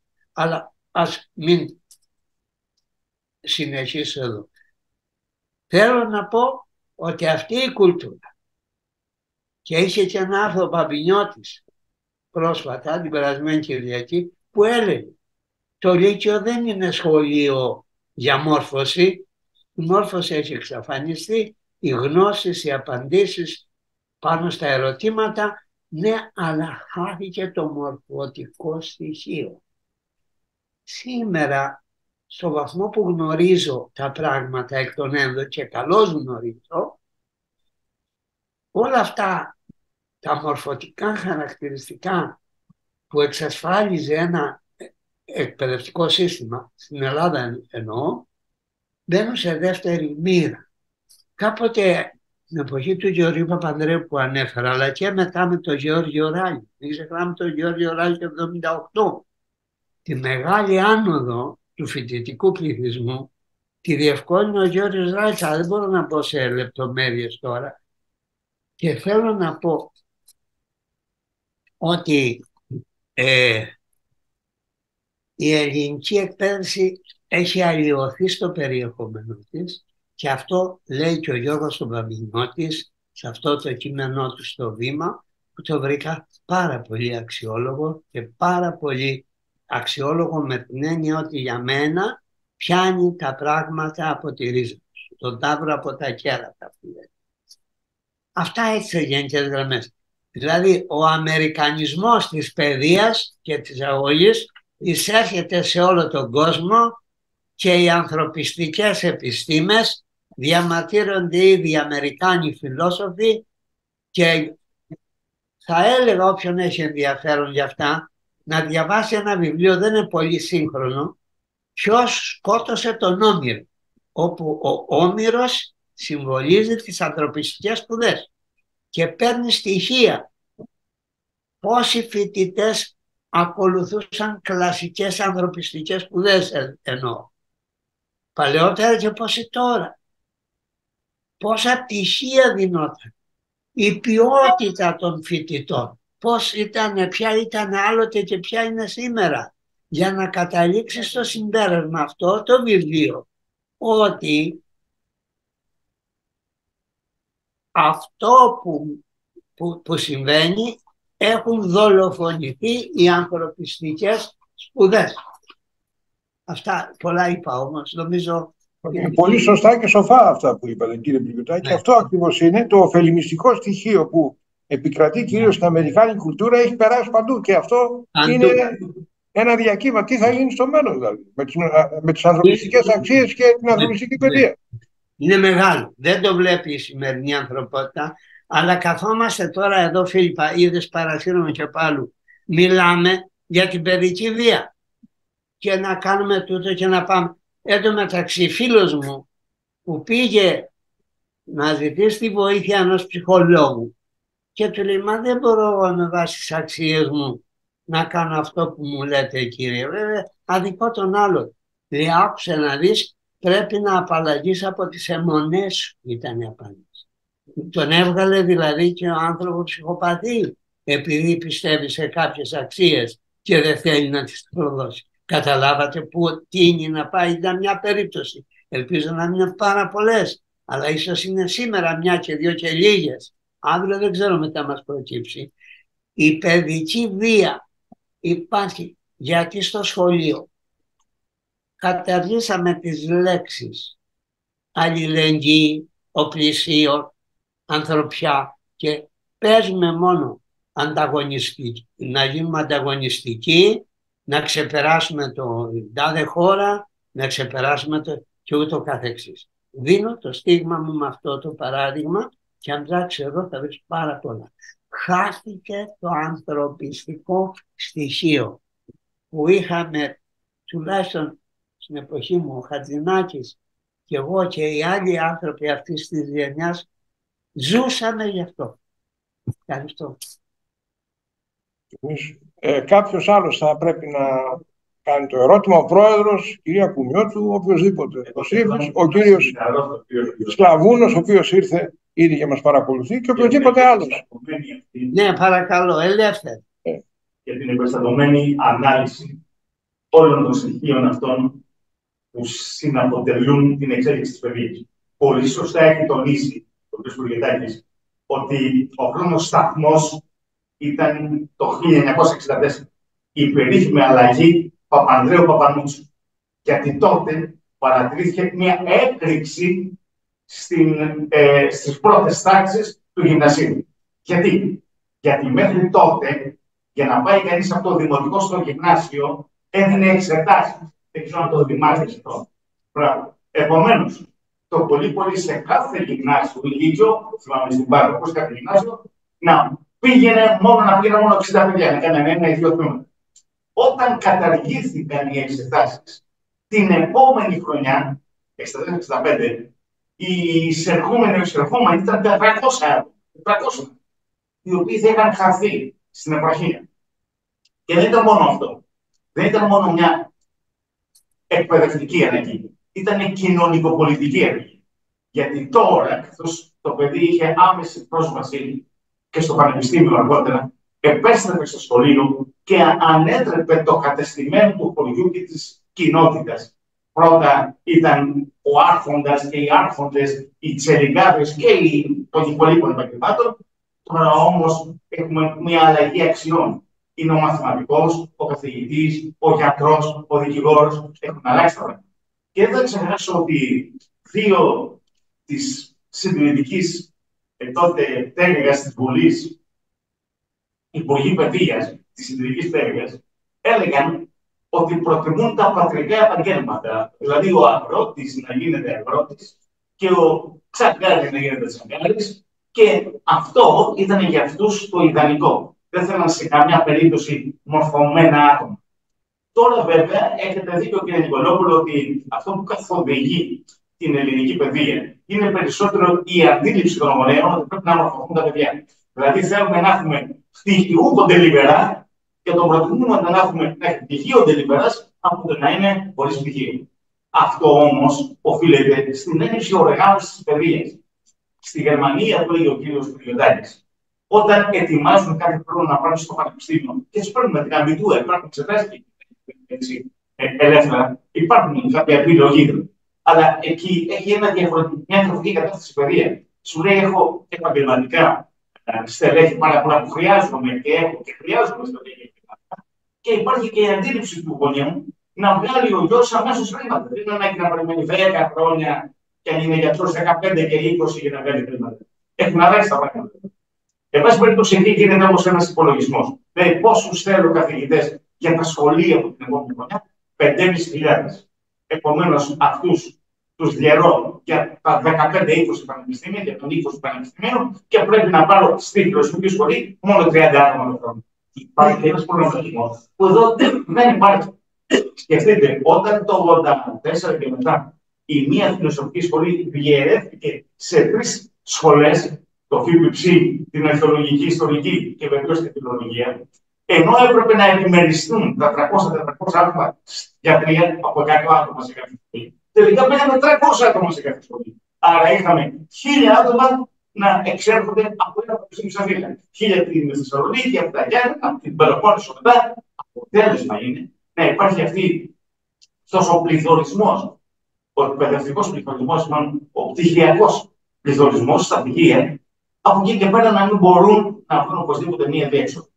Δεν υπάρχει προγραμματισμός δυστυχώς σε κάθε περίπτωση. Τώρα βλέπουμε και κάτι άλλο. Να απειλείται η δωρεάν παιδεία. Αυτό που τώρα τελευταία βλέπουμε ότι πάντα δημιουργηθούν πανεπιστήμια, τα οποία θα είναι υποτίθεται πανεπιστήμια μη κερδοσκοπικά, θα πάρουν χρήματα. Τώρα, πώς μπορεί να είναι μη κερδοσκοπικό και να πάρει χρήματα αυτό το πράγμα? Είναι πραγματικά εντελώς παράλογο, αλλά αυτό υπονομεύει τη μεγάλη αλλαγή στην παιδεία. Θα έχουμε πλήρη ανατροπή της παιδείας. Με αυτούς τους, όπως λένε, ανθρώπους που θα μπαίνουν στα πανεπιστήμια και θα μπαίνουν περισσότερο από τα ειδικά σχολεία, από τα αμερικάνικα σχολεία και όλα τα υπόλοιπα. Αυτοί έχουν και την οικονομική δυνατότητα, αυτοί θα μπαίνουν και εκεί και θα έχουν και τις πρώτες θέσεις στην αγορά εργασία. Γιατί πραγματικά αυτοί τις έχουν. Τα υπόλοιπα, τα αγροτόπεδα, το πολύ να περιοριστούν σε μια θέση δασκαλάκου ή καθηγητάκου. Το λέω έτσι, μόνο ότι είναι καθηγηταράδες και δασκαλάκου, αλλά είναι λόγω του μισθού που είναι τόσο πολύ στην άκρη. Όταν στη Γερμανία ο καθηγητής και ο δάσκαλος, επειδή πώς εκπαιδεύει τις νέες γενιές, θεωρείται, αξινομείται στη υψηλότερη βαθμίδα των επαγγελμάτων ή των λειτουργημάτων. Αυτό έχει σημασία. Δυστυχώς δεν υπάρχουν. Είναι αλήθεια λοιπόν ότι έχουμε πολλά δομικά προβλήματα. Από εκεί και πέρα υπάρχουν και στα πανεπιστήμια δομικά προβλήματα. 2 ήταν τα αρνητικά στα πανεπιστήμια, το έζησε ο καθηγητής, ο πρόεδρος, ο συγκριτικός, το έζησε όλα τα χρόνια. Πρώτο, η υποχρηματοδότηση ερευνητική. Δεν έχουμε κάνει ερευνητικά κέντρα. Όταν, ας πούμε, στο Μόναχο υπάρχουν 30 ερευνητικά κέντρα. Δεν λέω για την Ιαπωνία, και στο Τόκιο υπάρχουν 2.500 ερευνητικά κέντρα. Αλλά εδώ στην Αθήνα ερευνητικό κέντρο δεν υπάρχουν ένα. Αν το πολύ 2-3 να υπάρχουν, όταν δεν υπάρχουν, γιατί υπάρχει και υποχρηματοδότηση. Αυτό έχει σημασία. Δεν πληρώνουν τα χρήματα. Και από την άλλη, η έντονη πολιτικοποίηση. Αυτό είναι ένα μικρόβιο που πρέπει να καταλαβαίνει. Να υπάρχει όριο. Κομματικοποίηση περισσότερο. Η κομματικοποίηση, η έντονη, αυτό είναι πολύ αρνητικό σε κάθε περίπτωση. Πάρα πολύ αρνητικό. Και το γεγονός ότι μπορούσαν τότε οι φοιτητές μαζί με τους κλητήρες να εκλέγουν τους καθηγητές. Τότε δεν εκλέγουμε φοιτητές. Εκλέγουμε πολιτικά πρόσωπα, εκλέγουμε πρόσωπα που μας αντιπροσωπεύουν στην κοινότητα, αλλά συγκεκριμένα περίπτωση στο πανεπιστήμιο. Όλα αυτά έπρεπε να προσεχθούν. Επικράτησε πραγματικά μια λανθασμένη αντίληψη και δεν είδαν ποτέ να πούνε: προσέξτε, αγαπητοί φίλοι, εδώ υπάρχουν κάποια όρια για τη πολιτικοποίηση και βεβαίως πρέπει να δώσουμε χρήματα στην εκπαίδευση. Δεν δίνουμε χρήματα στην εκπαίδευση, δίνουμε χρήματα στα μουσικοτράγουδα, δίνουμε χρήματα στο ποδόσφαιρο, δισεκατομμύρια χρήματα, αντί να προβάλλουμε τον πολιτισμό. Και επειδή ο κύριος Γεράκης μίλησε για τις πολιτικές σπουδές, πρέπει να πούμε ότι η Ελλάδα δεν έχει να παραγάγει τίποτα άλλο. Η Τουρκία παράγει. Έχει αμυντική μηχανία, παράγει πυράβλους, μας απειλεί τώρα το στέλεχο, να μας βομβαρδίσει λέει τη Σμύρνη, εδώ στην Αθήνα και εδώ πέρα. Παράγει ήδη, έστειλε χθες, επερόταν ένας εταίρος κυβερνητικός, ο οποίος έστειλε ένα άνθρωπο στο διάστημα, για φανταστείτε, είναι και διαστημική δύναμη η Τουρκία των Μεμέτιδων. Και σε 2-3 χρόνια, το 26, αν δεν απατώμε, θα έχουν και ένα πυρηνικό εργοστάσιο. Θα είναι πυρηνική δύναμη η Τουρκία. Η Τουρκία, που είναι μορφωτικά 150% κάτω από την Ελλάδα, έχει βάλει και έχει προδιαγράψει τους στόχους της με αποτέλεσμα να μην. Γιατί έχει αυτή τη στρατηγική, την οποία δεν έχει, με αποτέλεσμα να προχωράμε. Και δεν ξεχάσω κάτι άλλο στη Γερμανία. Στη Γερμανία, τώρα τελευταία οι Τούρκοι έδιναν υποτροφίες σε Γερμανούς φοιτητές και τους έλεγαν: ελάτε να δείτε το καλοκαίρι, να επισκεφτείτε την Τουρκία, δίνουμε 200 υποτροφίες, και να δείτε και τα πανεπιστήμια μας και ό,τι θέλετε. Και να μάθετε και την τουρκική γλώσσα. Έδιναν χρήματα για να ιδρυθούν έδρες τουρκικής γλώσσας στα γερμανικά πανεπιστήμια. Εμείς δεν μπορούσαμε να χρηματοδοτήσουμε ούτε μία έδρα. Και γι' αυτό κλείνανε η μία μετά από την άλλη οι κλασικές σπουδές, ιδίως στη Γερμανία. Δεν σου λέει: κύριε, δεν μπορώ να σου χρηματοδοτώ την έδρα. Σου βάζουν αυτές που θεωρώ αναγκαίες, 5 έδρες, 6 έδρες, αλλά τις υπόλοιπες 10 έπρεπε να τις πληρώνει η Ελλάδα. Και έπρεπε να πληρώνει και έδρες κρατικών σπουδών σε όλα τα κράτη. Και στην Ουκρανία και στη Ρωσία και παντού. Αυτό σημαίνει πολιτιστική πολιτική. Γιατί η Ελλάδα δεν έχει μόνο τεχνική εξέλιξη, έχει όμως πολιτιστική μεγάλη εξέλιξη και αυτό έπρεπε να προβάλλει εκεί, να επενδύει. Δυστυχώς, οι πρωθυπουργοί μας, οι υπουργοί μας είναι κατώτεροι των περιστάσεων, για να θυμηθώ τον πρωθυπουργό των Ιμήρων που το είναι αυτό το πράγμα. Ευχαριστούμε τον κύριο Πρόεδρο, τον κύριο Σατινόπουλο, που είπε και αυτό σοφά πράγματα σε συμπλήρωση και σε ίδια κατεύθυνση με αυτά που είπε ο κύριος Πυριωτάκης. Και θα θυμηθώ τώρα, Πρόεδρε, αυτό που μου είχε πει ο Σάξο Καράγιοργας, ο γνωστός αγωνιστής και καθηγητής, λίγο πριν πεθάνει, στο κέντρο πολιτικού προβληματισμού που τον έβλεπα, ότι δηλαδή η Ελλάδα πλέον δεν μπορεί να ανταγωνιστεί, μου είχε πει, οικονομικά τις άλλες ευρωπαϊκές χώρες. Μόνο στο πεδίο του πολιτισμού. Μου το είχε αφήσει σαν παρακαταθήκη αυτό. Μόνο στο πεδίο του πολιτισμού. Και εκεί υστερούμε. Δηλαδή υστερούμε από άψη δομών και θεσμών και παροθήσεων από την πολιτεία. Ενώ θα έπρεπε να δώσουμε, όπως είπε ο Πρόεδρος, εκεί το βάρος όλο, διότι έχουμε συγκριτικό πλεονέκτημα. Συγκριτικό πλεονέκτημα διαχρονικό, δηλαδή μέσα από την ιστορία της χώρας, την πολιτισμική παράδοση. Έχουμε εκεί μείον. Και δεν ξέρω τώρα πώς, κύριε Πυριωτάκη, στο μέλλον θα γίνουν οι αναγκαίες μεταρρυθμίσεις για να πάμε σε αυτή την κατεύθυνση που είπε και ο Πρόεδρος και εσείς. Δηλαδή να ξαναδώσουμε βάρος στην ανθρωπιστική παιδεία, τουλάχιστον ο Παρνασσός το κάνει αυτό. Αλλά λέμε το επίσημο εκπαιδευτικό σύστημα το κάνει. Αν θα μπορέσει να αλλάξει, δηλαδή, σαν νοοτροπία. Δεν ξέρω κι εγώ. Καταρχήν, ευχαριστώ τον Πρόεδρο στο βαθμό που μπόρεσα να τον παρακολουθήσω. Πρέπει να πω σε μερικές στιγμές είχε διαλείψεις η επικοινωνία και δεν είμαι βέβαιος ότι τον κατάλαβα πολύ καλά. Θέλω να πω όμως το εξής. Διαβάζοντας αυτό το άρθρο του Γιώργου του Μπαμπινιώτη με πολύ προσοχή, που το αναδημοσίευσε και μια εφημερίδα εδώ στην Κρήτη, και αναστοχαζόμενος όλα αυτά με τα οποία έζησα, ερεύνησα και δίδαξα, και ενώ ήμουν θειασότης της απροσπέλαστης μετάβασης όλων όσων επιθυμούν από τη μια βαθμίδα στην άλλη, δηλαδή να το πω υπέρ της κατάργησης των εξετάσεων από το γυμνάσιο στο λύκειο, αρχίζω και σκέφτομαι ότι εάν εδώ γίνουν εξετάσεις θα λυθούν πολλά προβλήματα της ανώτατης παιδείας και προβλήματα ακόμα που δεν τα φανταζόμαστε θα βρουν εδώ τη λύση του, νομίζω. Με μία θλίβομαι ως παιδαγωγός όταν βάζω ένα φραγμό, αλλά υπάρχουν και άλλοι καταλαβαίνετε τι θέλω να πω, υπάρχουν και άλλοι στόχοι που πρέπει να εκπληρωθούν και έτσι με αυτά εμποδίζονται τώρα. Δεν μπορώ να το προτείνω από τις παλιές μου ιδεολειψίες ακόμα, εάν θέλετε, αλλά το συζητώ πολύ σοβαρά και θέλω να τονίσω ότι για αυτά τα παιδιά να γίνουν παράλληλα σχολεία τεχνικο-επαγγελματικά, αλλά όχι επαγγελματικά σχολεία που θα μαθαίνει στην τεχνολογία μέσα από τα βιβλία. Έτσι είναι μια μεγάλη πληγή και το ΕΠΑΛ εκεί έχει αποτύχει. Θα πρέπει ένα τέτοιο σχολείο, αγαπητοί φίλοι, να έχει λίγα βιβλία και πολλά εργαστήρια. Διότι αυτά τα παιδιά δεν μπορούν να μάθουν από τα βιβλία. Αν μαθαίναν από τα βιβλία θα ήταν και αυτά στο γενικό λύκειο όπως όλα τα άλλα. Και κάνουν διάφορες τρέλες μετά και άλλα πράγματα. Θέλω να πω ότι κάθε εποχή ένα μέτρο δεν μένει σταθερά θετικό στην πορεία του χρόνου. Κάποια στιγμή αυτό που χθες δεν ήταν σωστό, σήμερα καθίσατε αναγκαίο. Έτσι κάπως σκέφτομαι για αυτό το πράγμα. Να δώσω όμως το λόγο και στους άλλους. Μίλησα πολύ, ευχαριστώ. Ναι, βέβαια. Ο κύριος Χατζηνάκης και μετά εσείς. Ναι. Ευχαριστούμε για την τεκμηριωμένη παρουσίαση προβλημάτων που συνδέονται με τη σχέση της ταξικής στρωμάτωσης με τη σπουδή και την κοινωνική κινητικότητα.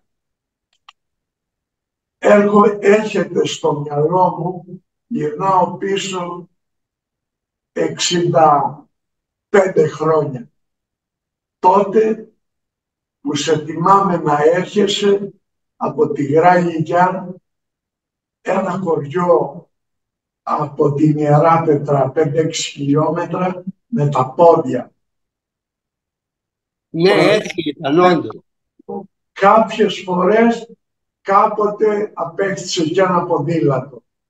Εγώ είχα την τύχη, επειδή το χωριό μου ήταν 30 χιλιόμετρα, να είμαι υποχρεωμένος να ζω σε ένα δωμάτιο στην Ιεράπετρα, έτσι και να προσπαθήσω να μάθω αυτά τα λίγα γράμματα που είχαμε όμως την τύχη να έχουμε κάποιους καλούς δασκάλους και οι καλοί δάσκαλοι νομίζω ότι ξεκινούν από εκείνον που σε διδάσκει γλώσσα, ιστορία, δηλαδή ταυτότητα. Βοηθά στη συγκρότηση της ταυτότητάς σου. Από εκεί και από το και βλέπω την πορεία μας όλα αυτά τα χρόνια και την απελπισμένη προσπάθεια να μεταδώσουμε κάτι από το βαθύτερο περιεχόμενο της εκπαιδευτικής διαδικασίας.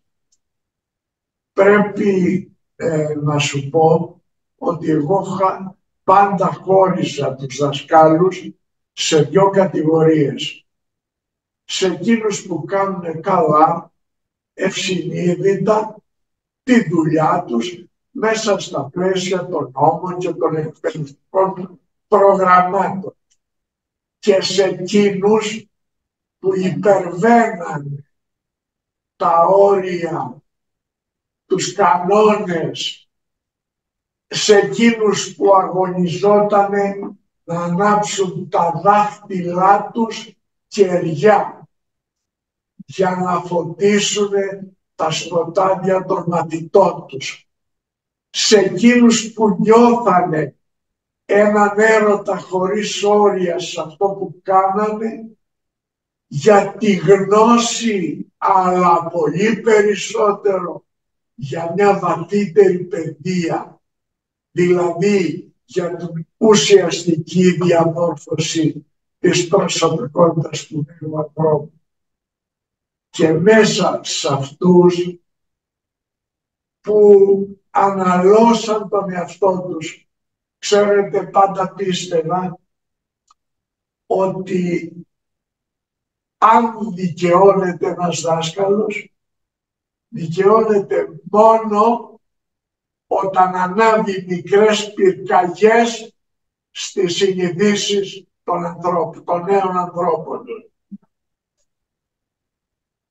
Ζω με την ελπίδα ότι η γενιά μου, η γενιά των δασκάλων εκείνων, προσπάθησε να ανάψει μικρές πυρκαγιές, και επειδή ανήκεις σε αυτή την κατηγορία των ανθρώπων, των δασκάλων, σκέφτομαι, επειδή και στενή επαφή με την εκπαίδευση σήμερα, αν οι σημερινοί δάσκαλοι και σε ποιο βαθμό ανταποκρίνονται. Θέλω ακόμα να προσθέσω κάτι. Ο Παρνασσός εδώ και αρκετό καιρό, κανένα 2 χρόνια, με την ηγεσία του Βασίλη του Κωνσταντινόπουλου, Προέδρου, έχει χαράξει έναν άλλο δρόμο, περισσότερο ανοιχτό μυαλό, έτσι. Έχει χαράξει μια στρατηγική μέσα σε αυτό το ιστορικό ίδρυμα που αγκαλιάζει την ελληνική κοινωνία. Πρέπει να σας πω, εσύ Γιάννη μου το ξέρεις, ότι προετοιμάζουμε μια μεγάλη εκδήλωση που θα θίγει τα εκπαιδευτικά ζητήματα. Ένα από αυτά είναι η σχέση κοινωνικής στρωμάτωσης και παιδείας. Ένα δεύτερο είναι το περιεχόμενο της εκπαίδευσης. Ένα τρίτο είναι οι νέες τεχνολογίες και η εκπαιδευτική διαδικασία. Αφού κάναμε εδώ μια βραδιά πολύ ενδιαφέρουσα το Δεκέμβριο και μιλήσαμε για τις νέες τεχνολογίες και τον αυριανό κόσμο. Τώρα θα το εξειδικεύσουμε και μαζί σου, με τον Λαβρέντη τον Δελασσούδα, με τον Φίλιππο τον Νικολόπουλο, με τον Πρόεδρο, θα προετοιμάσουμε και θα κάνουμε μια εκδήλωση που θα θέτει τα προβλήματα. Γιατί εμείς εδώ δεν μπορούμε να δώσουμε λύσεις, μπορούμε όμως να φωνάξουμε, να προχωρήσουμε σε ανατομία των προβλημάτων και των φαινομένων και να καταλήξουμε στις πρωτόλιες έστω προτάσεις για να βγει το εκπαιδευτικό σύστημα από τα σημερινά, νομίζω, λιμνάζοντα ύδατα. Αλλά βέβαια είναι φανερό ότι αν η πολιτεία δεν σκύψει με στοργή πάνω στο εκπαιδευτικό σύστημα, το μέλλον θα είναι αδιέξοδο. Οδηγούμαστε σε μια πελώρια κρίση. Θα τα πούμε αυτά όταν έρθει η ώρα, όμως μία μόνο κουβέντα είναι προέκταση της σκέψης του Προέδρου. Όταν παραδώσουμε τα Άγια της Κισή, που λέει το Ευαγγέλιο, έχει τελειώσει το παιχνίδι. Όταν τελικά παραδώσουμε δηλαδή την εκπαίδευση στην αγορά. Όταν η εκπαίδευση γίνει προϊόν που έχει οικονομική αξία και δεν έχει αυτό το βαθύτερο ανθρωπιστικό απελευθερωτικό περιεχόμενο, το παιχνίδι είναι χαμένο. Και ακόμα μια φράση: αν δεν συνδέσουμε την εκπαίδευση με την κοινωνία, όχι μόνο με την παραγωγική διαδικασία, Έτσι. αλλά με το σύνολο των κοινωνικών δραστηριοτήτων. Αν η εκπαίδευση δεν γεννά φωτισμένους ανθρώπους με κριτική σκέψη και με θεμελιώδη αρχή προσέγγισης των φαινομένων και των προβλημάτων, την αμφισβήτηση. Θυμάμαι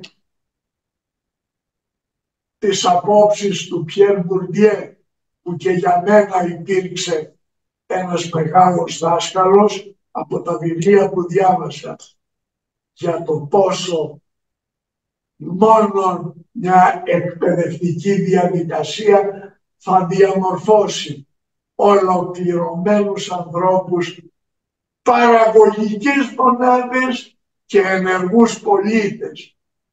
Γιατί χωρίς συμμετοχή και ευθύνη δεν υπάρχει πρόοδος. Να είσαι καλά που μας έδωσε την ευκαιρία να αναστοχαστούμε πάνω στο πρόβλημα της εκπαίδευσης. Ακριβώς αυτός ήταν ο στόχος μου. Σε ευχαριστώ πολύ, Μάνο.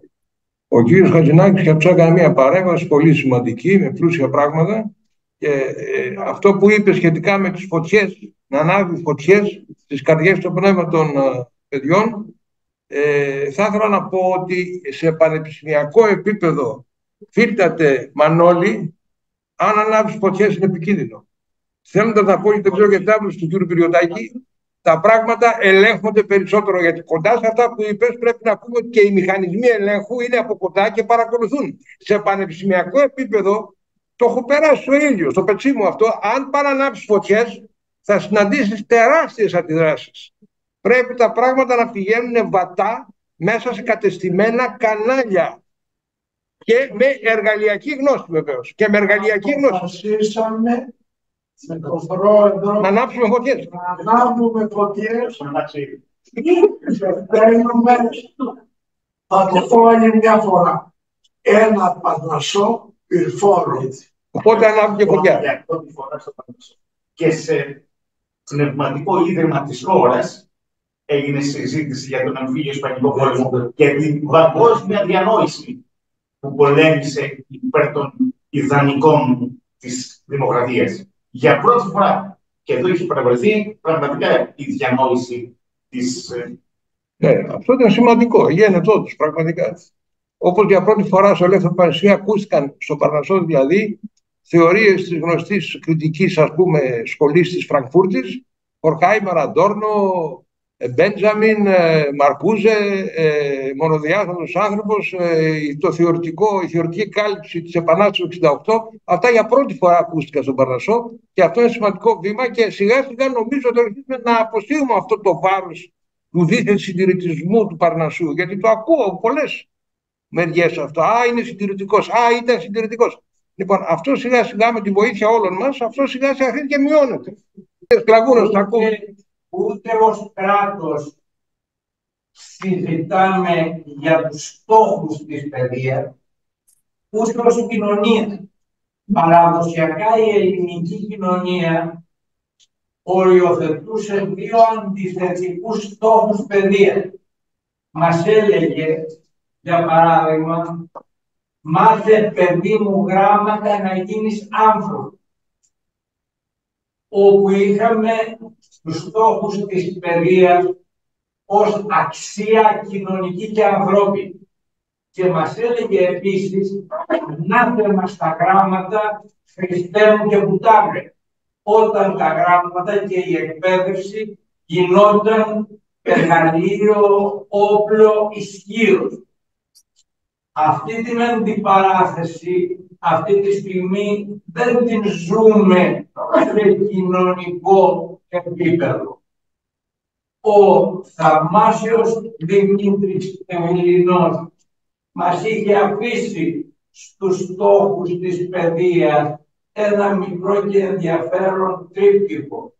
Σκοπός της παιδείας είναι να φέρει της γνώστης την υφάλια ενόραση, της σκόπιμης βούλησης, τη σταθερή γύμναση και της ηθικής ενέργειας το ιερό μεθύσι.